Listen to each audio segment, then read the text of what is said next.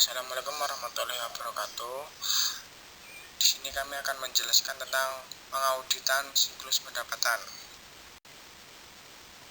Sebelum melakukan presentasi, kami akan memperkenalkan nama anggota kelompok kami. Yang pertama, saya Riandri Saputra dengan NPM 20101020032. Yang kedua, Nurasida dengan NPM 20101102048. Yang ketiga, Afifah Dwiyani dengan NPM 20101102071. Siklus pendapatan. Siklus pendapatan berisi kegiatan-kegiatan yang berkaitan dengan pertukaran barang atas jasa antara perusahaan dengan pelanggan. Siklus pendapatan perusahaan dagang meliputi transaksi 1. Penjualan kredit, 2. Penerimaan kas, 3. Penyusunan penjualan. Tujuan audit siklus pendapatan adalah untuk memperoleh bukti mengenai masing-masing asersi signifikan yang berkaitan dengan transaksi dan saldo siklus pendapatan. Ada 5 kategori tujuan audit. Yang pertama, asersi keberadaan atau keterjadian, yaitu menekankan apakah seluruh saldo penjualan, piutang dagang, dan kas benar-benar eksis atau ada pada tanggal neraca. Kedua, asersi kelengkapan, yaitu menekankan apakah seluruh transaksi dan saldo yang semestinya tercantum dalam laporan keuangan sudah benar-benar dicatat atau disajikan. Ketiga, asersi hak dan kewajiban, yaitu pada asersi ini auditor berusaha memastikan apakah perusahaan mempunyai hak kepemilikan yang sah atas saldo kas dan piutang dagang. Keempat, asersi penilaian dan pengalokasian, yaitu berkaitan dengan asersi penilaian, auditor akan berusaha memperoleh bukti mengenai apakah saldo penjualan, piutang dagang, dan kas telah disajikan dalam laporan keuangan pada jumlah yang tepat. Dan yang kelima, asersi pelaporan dan pengungkapan. Pada asersi ini, auditor perlu menghimpun bukti apakah transaksi dan saldo yang tercatat telah tepat diklasifikasikan, dijelaskan, dan diungkapkan dalam neraca. Materialitas, yaitu transaksi penjualan merupakan sumber utama pendapatan operasional dan merupakan komponen utama yang menentukan laba bersih. Transaksi penjualan kredit akan menambah saldo piutang dagang. Rekening piutang dagang ini berpengaruh material untuk neraca. Pengaruh material dari transaksi penjualan kredit disebabkan oleh tingginya frekuensi penjualan kredit di berbagai perusahaan. Selanjutnya ada risiko bawaan. Beberapa faktor yang menyebabkan tingginya risiko bawaan siklus pendapatan diantaranya: yang pertama, volume transaksi yang tinggi. Kedua, penentuan waktu pengakuan pendapatan berkaitan dengan standar akuntansi yang ambigu. Ketiga, piutang dagang mungkin salah diklasifikasikan dalam piutang lancar dan piutang tidak lancar. Keempat, sifat kas. Dan yang terakhir, adanya potensi manipulasi. Untuk yang selanjutnya mengenai strategi audit.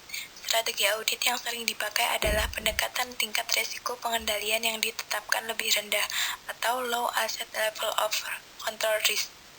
Dalam strategi pendekatan ini, auditor lebih banyak mengandalkan pengujian pengendalian. Logika pemikiran yang mendasari penggunaan strategi ini adalah apabila auditor yakin bahwa struktur pengendalian intern klien sangat baik dan dapat mencegah dan mendeteksi salah saji, maka auditor perlu menguji kelayakan keyakinan tersebut. Auditor akan menguji apakah struktur pengendalian internal tersebut memang layak diyakini efektivitasnya. Untuk asersi hak dan kewajiban serta pelaporan dan pengungkapan, auditor menggunakan primarily substantive approach. Auditor lebih banyak pengujian substantif karena pada umumnya pengendalian tidak dapat diterapkan untuk asersi ini. Selanjutnya mengenai pemahaman struktur pengendalian internal. Pemahaman struktur pengendalian internal diperlukan baik dengan strategi primary substantive approach maupun lower asset level of control risk. Dalam pengendalian internal dipertimbangkan 4 dari 5 komponen pengendalian internal, yaitu Yang pertama, lingkungan pengendalian.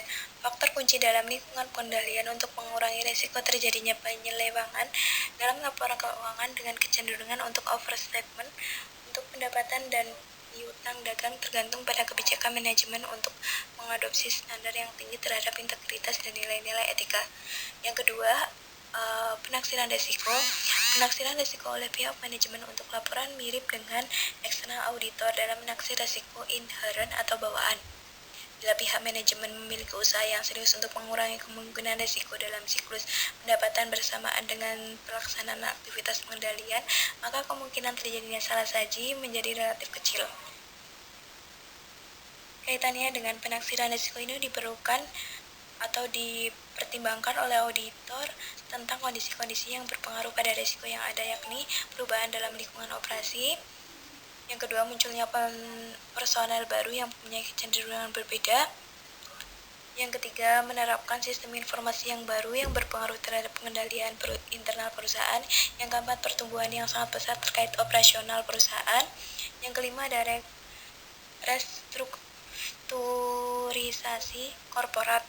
Terkadang bisa memunculkan risiko, misalnya dikarenakan adanya pengurangan staf. Yang ketiga, informasi dan komunikasi atau sistem informasi. Sistem akuntansi siklus pendapatan suatu perusahaan harus menyediakan adanya audit trial atau jejak audit yang lengkap atas setiap transaksi. Pemahaman terhadap sistem akuntansi yang ada dalam siklus pendapatan adalah untuk mengetahui bagaimana prosedur penjualan dimulai, prosedur pengiriman barang atau jasa, prosedur pencatatan piutang, prosedur penerimaan kas, dan penyesuaian penjualan dilakukan seperti adanya reatur penjualan. Jadi, dalam kaitannya dengan informasi dan komunikasi ini, sistem informasi mencakup metode dan catatan yang digunakan untuk mengidentifikasi dan mencatat semua transaksi. Yang kedua, menjelaskan pada saat yang tepat transaksi pendapatan secara cukup rinci. Yang ketiga, mengukur nilai transaksi dan siklus pendapatan yang tepat. Dan yang keempat, menyajikan transaksi dari siklus pendapatan yang semestinya. Untuk yang terakhir, ada pemantauan. Komponen ini menyediakan feedback bagi manajemen apakah kebijakan pengendalian dan prosedur yang diterapkan dalam siklus pendapatan sudah diterapkan sesuai dengan kebijakan yang ditetapkan oleh manajemen. Auditor seharusnya mendapatkan informasi mengenai feedback ini untuk menentukan apakah manajemen sudah melakukan follow-up atau tindakan koreksi dengan adanya feedback tersebut. Informasi tersebut dapat diperoleh dari konsumen, pemerintah, maupun auditor eksternal. Sekian yang dapat kami sampaikan, kurang lebihnya mohon maaf. Wassalamualaikum warahmatullahi wabarakatuh.